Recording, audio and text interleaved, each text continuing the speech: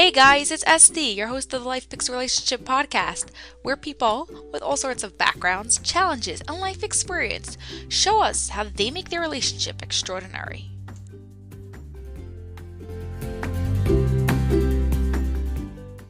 Hey guys, hope you're having an awesome day and still on a high from Anthony Chuck sharing how he went from foster care to NFL to an identity shift coach and literally an extraordinary relationship. It blew me away. Today's guest is a conscious relationship coach, Jess Hendrick. Thank you so much for being here.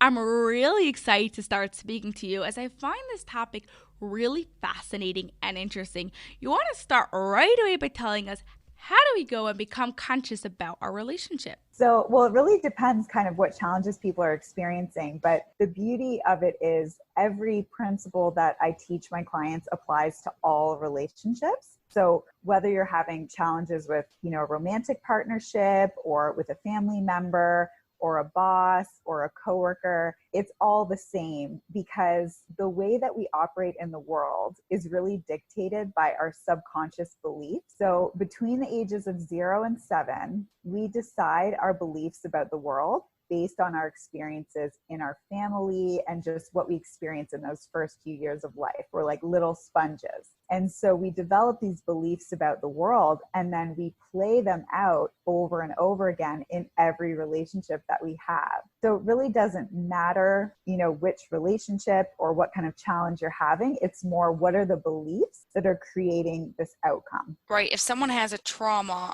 something happens, right? It doesn't have to be a major thing, but it could be kid made fun of them in school. Before 7, it's going to give them a certain view on their life. If it happens after they're 7, does that still affect their whole view on life or only parts? How does that work? That's a good question. No one's actually ever asked me that. So I believe between 0 and 7 is when we're really like a sponge and we'll kind of absorb things and we're trying to figure out and make sense of the world around us, right? But that doesn't mean that the experiences we have after that age aren't impactful, especially if it's a traumatic experience. And I know sometimes the word trauma can sound like very dramatic and like a very extreme situation, but it's really any time that we experienced a high state of emotion, and usually a high state of negative emotion. So even after the age of 7, we can have experiences that really shape our beliefs about the world and what we believe about other people, about life, and about how things are in the world. So definitely we can still get impacted after the age of 7 for sure. Okay, so let's say I have a belief that's not really doing good for me. Maybe I'm not good enough or something. What can I do to break that belief, to have a belief that actually helps me in life? Our step 1 in our process is really uncovering the beliefs that are running your life. So we want to get in there and really ask the questions and actually go back into past memories and uncover what's happening. So let's say you had a memory from when you were younger. I would actually have you walk me through the memory as though you were experiencing it now and really get into the feeling of experiencing that. And then afterwards, I would ask you, what did you decide about life? What did you decide about others? What did you decide about yourself? And from there, the beliefs just start popping up, like, I'm not enough, I'm not worthy, I'm different, I don't fit in, And from there, we can develop kind of this idea of what the beliefs are that you have. And that's the first step. So that's the core of it, because if we don't have awareness, we can't shift anything, right? 100%, yeah. Yeah. So that's the beginning. And then as we move forward, we need to, first of all, have compassion for ourselves and love for ourselves, knowing that we imprinted these beliefs in our subconscious as, young children or even, later in life, because our brain was telling us what it thought we needed to keep ourselves safe. We'd never want to make ourselves wrong or judge ourselves for the beliefs that we have, because there's a reason. And our mind is designed to solve a problem. So if you can kind of understand why you develop that belief and have compassion for yourself and grace for yourself first, then all of the resistance goes away. Like, why do I think like that? Or I'm so annoyed that I think that, I'm different or I don't fit in. It's like, no, let's just observe it without judgment. And that would be, step number 2. Step number 3 would be actually shifting into, okay, if this belief isn't serving me, what could I do to replace it? What would I like to replace it with? So maybe, instead of I can't trust anyone, something like people are always helpful, or I can trust myself. And then we want to develop habits and practices and things that really reinforce that new belief. Yeah. I like you said, like not always, because you say like people are always helpful. That would be like something else will come up and say, no, that's not true. So saying I could trust myself is a really good one. I like that one much better. Now, What about someone like me who does not remember a single thing before I was 7? Yes.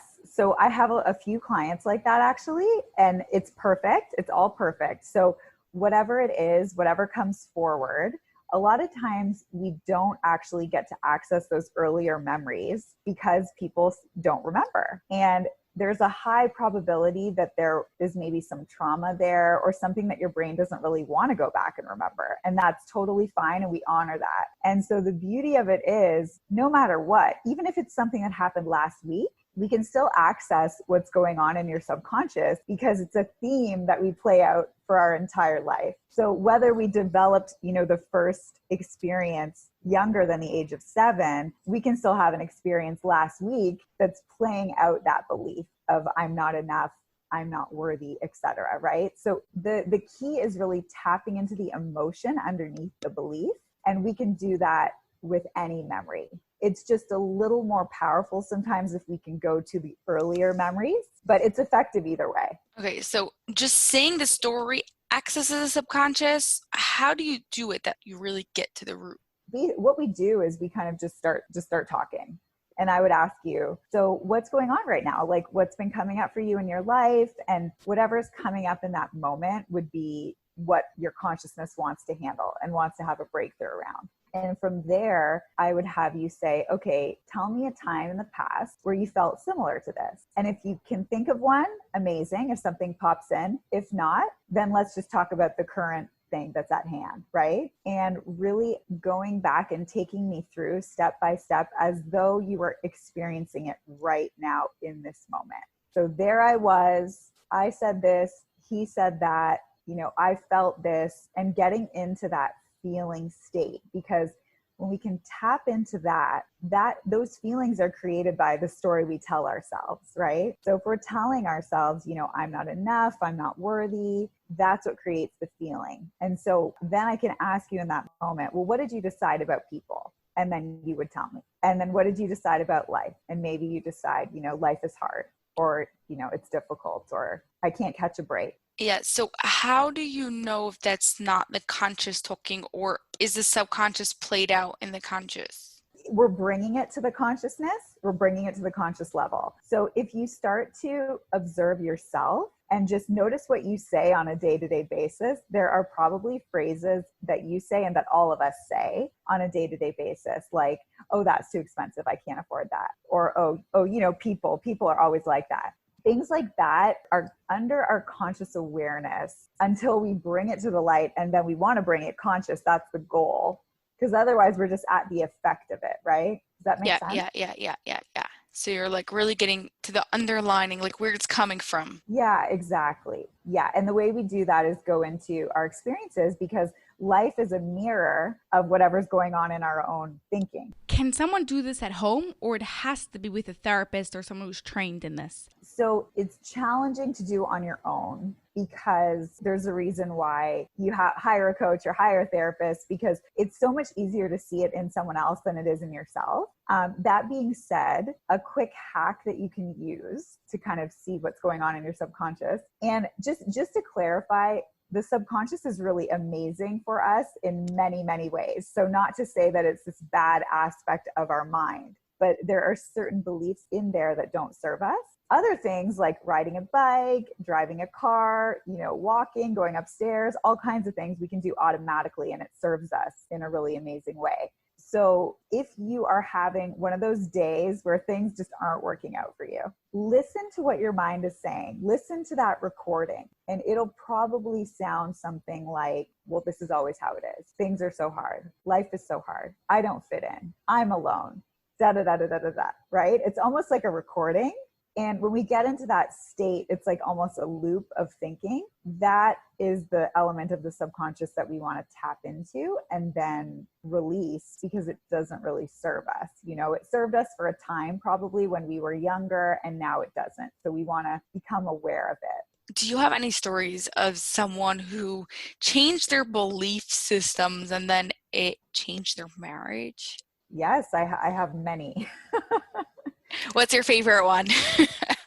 Well, one of my favorite ones, I had a client who, she had been in therapy for years and really worked on herself a lot. So she had a very traumatic childhood, and throughout her, I would say like late teenage years into her 20s, she was very, very anxious, very depressed, until she learned another way of thinking and being in the world. And she was in therapy for a number of years. And then she worked with a few different coaches. And then she came to work with me. And she was finally, you know, at the place where she really wanted a different kind of relationship. So for her whole life, she kind of dated the same person in a different body, if that makes sense. Oh, yeah.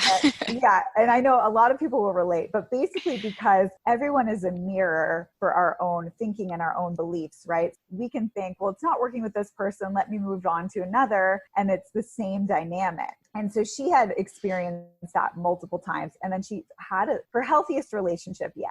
And what she wanted was for him to be on board with this same type of work. So she wanted him to work on conscious relationship and how to kind of expand and grow and evolve using the relationship as a tool. And he was kind of like, I don't know if I'm really interested. I don't know if I want to do that. And so she really just brought it back to her and used this journey as a way to get to know herself better and expand herself without worrying about what's going to happen with him. Like, I love him. Let's accept him exactly as he is, which is what I work with my clients on. We have to accept people, places, and things as they are. How do you do that? You just make a decision. So you allow people to be how they are, and then you decide if it works for you, basically.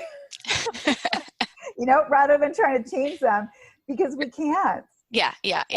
And we can cause ourselves a lot of pain and a lot of suffering, and we can't change anybody. But this is the miraculous thing that happened with her, is that she wanted him to work with me as like a couples coaching program. And I said to her, okay, let's do our own work, you and I, and just be the example. Be the example for him and just let him see how things are shifting for you. And her relationship with her family, she had a lot of issues with her brother, and that relationship healed only from the work she did on herself, because when we shift ourselves, we can shift the dynamic. Her relationship with her parents, especially her mom, really, really improved and healed. It's a work in progress, but there's been a lot of gains there. And her boyfriend was just watching her and kind of intrigued, like, what is this? What is she doing? Why is everything shifting in her life? And so he came on his own to work with me. And something really amazing is that I said to her, okay, let's just set the intention. If it's of the highest good for you and for him,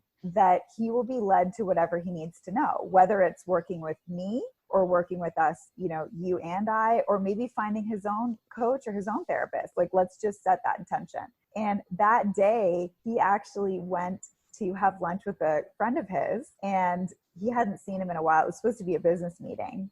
And when he met his friend was saying how challenging his marriage is and how he's really unhappy and yada, yada, yada. And her boyfriend was like, oh my gosh, I don't want this to be me. So he came back home and said to her, I'm in, let's do it. Yes, it's giving them the space, and then when they're ready, they're going to come for it. Yeah, so it's kind of opposite to what we're taught, right? Oh, yeah. But it's the only thing that works. If anything's going to work, that's what's going to work. Yeah, I think you should take everything you learned in school, dump it to the side, and relearn everything again. Yes, amen, sister. Oh, yeah. Now, did they work together? Did they work separately? Just out of curiosity. They worked together. So we did a group coaching program together and really learned how to relate to each other on a deeper level and more conscious and connected level. And the crux of that program was really any challenge you have in a relationship, rather than looking at it as a problem that needs to be fixed and like something that's broken, look at it as an opportunity to get to know yourself better. Because when we know ourselves, we know things that trigger us and upset us, and we know how to take care of ourselves, then we can show up in a different way for any relationship, right? So that's really the key, is changing the narrative of like, oh no, we have a conflict, this is bad, to, oh, we have a conflict. What is this here to show us and teach us? Yes, and how we can work through this and how we can learn more about ourselves and just become a better person. Now, how has this work changed your own relationship? This work has changed my life, not only my relationships, but before him, I had a string of really toxic, unhealthy, painful situations and relationships for, I would say, probably my late 20s, almost all the way through my 30s. Oh, wow. And so this work really allowed me to realize, number one, I'm the common denominator.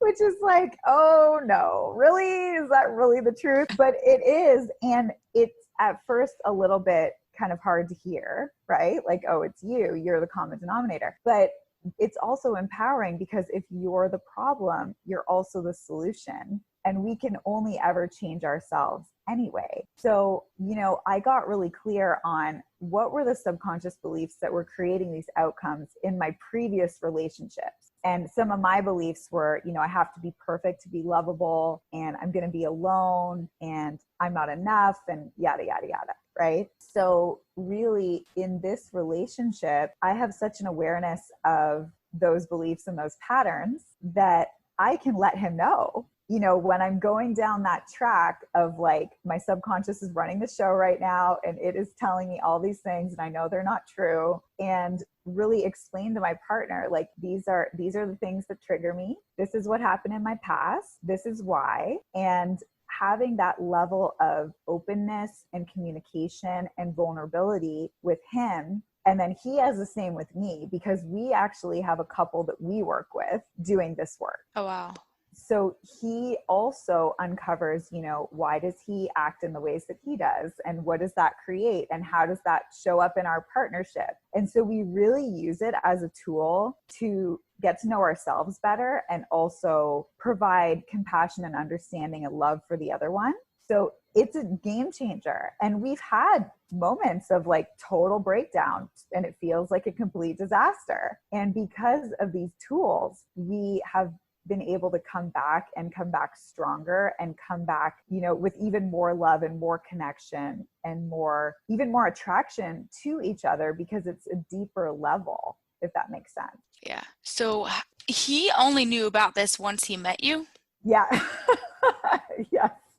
Was he like really put off of it in the beginning, or how did you get him in it? That's a really, really good question. So at the beginning, he was both like intrigued by, what is it that this woman does? Like, what is this? But he said that I was so passionate about it, that he was drawn to the fact that I was so passionate about, my own expansion, my own growth, and then also helping and serving others in that way. So he really liked that. But on the other hand, he was like, what is this? Like, is this some kind of cult or something? Like, what is she involved in? Honestly, I'm trying to think how we even navigated it. I mean, I did my own thing, because I'm committed to this work regardless of if I have a partner or not. Like, this is my life's work. So I just kind of did my own thing. And I think it was similar to my client when I was explaining earlier, that I just did my own thing, and I was open for him to come to talks with me or work with this beautiful couple that I've wanted to work with them with a partner for years. So I've been working with them on my own for years, and I always wanted a partner to work with them as well, but I never pushed any of my past partners, and none of them were interested. They weren't worthy of you, you see? Well, maybe, or maybe they just weren't there yet. Or, I have to really honor that each one of them, I learned so much, and they taught me about myself, and I wouldn't have the partnership I have today without them. So although a lot of it was really painful and really challenging, is like not even the word, like just extremely painful and difficult. I'm so grateful because I wouldn't have what I have now. And I also wouldn't be able to relate to my clients on all of these different levels. So it really is a gift, but it's wrapped in ugly wrapping paper. Oh, yeah. Yeah. What advice would you give to someone who wants to have an extraordinary relationship? Oh my goodness. Well, I would say that every single person is capable and worthy of having whatever they want, whatever you want. If there's a desire that is in your heart, it's there for a reason. And I believe that you have every single thing that you need to bring that to reality. And I would really encourage you to get some support if you're feeling challenged, because I know for a fact, if I did not have therapists and coaches, I would not be where I am today. And I continue to work with coaches myself because I want to continue to expand and grow. But I would say, instead of looking out there and looking for someone or something to make you happy, in quotes, really realize that that's a dead end street and it all starts from within. And it sounds so cheesy and so cliche, but it's so true. Really just getting to know yourself and what do you want to create in your life is a game changer. Getting really clear on what are the qualities in the partnership you want to have or the relationship that you want to have. Because once you have that clarity, then you can honor yourself and realize, this person in front of me that I'm dating maybe isn't that, rather than getting like shiny object syndrome where you think, oh, well, she's really cute or he's really awesome. But they don't have the same core values that I have or the same vision for what you want to create. So just bring it back to yourself and what do you want to create rather than like looking out there on this endless hunt for this perfect person. Yep. Like you said, it starts with the relationship with yourself. Yes. How can we create that relationship with ourselves? Yeah, well, it's another learning curve because what we're taught from the time that we're little is that, from these movies, Disney movies and rom-coms, that don't worry, especially for women, like there's a man and he's perfect and he's coming to find you. So just sit tight and don't you worry and he'll make everything perfect, right? Very enticing fantasy, but it doesn't exactly work like that. So for me, it's a little different for everyone. I think everyone has their own journey, but I started to just ask myself, what can I do for myself to make me happy or even content? Like if happy feels like too big of a goal, which sometimes it did for me, what would bring me peace today? And little tiny things, and start to nurture that relationship with yourself. Because once we do that, we are not going to be around anyone who doesn't, because we're all of a sudden not going to be attracted to that guy that maybe is, really handsome or successful or whatever the things that we think we want, but he doesn't honor us. Like, well, then that's not him. Yeah. Everything just changes. Yeah. Yeah. Mm-hmm. Yeah. Yeah. Yeah. You like send out different vibes and Yes. want different things, and your whole perspective on life changes. Yeah. Yes. Yeah. Exactly. Yes, exactly. Okay, guys, anyone who wants to improve the relationship with themselves, improve their relationship with their partner, just become more conscious about how they're relating to their lives, check out jesshendrick.com. I'm going to put the link in the show notes. This was awesome. Thank you so much, Jess, for being here and sharing with us how we could start becoming more conscious about ourselves and how we relate to the world. Thank you.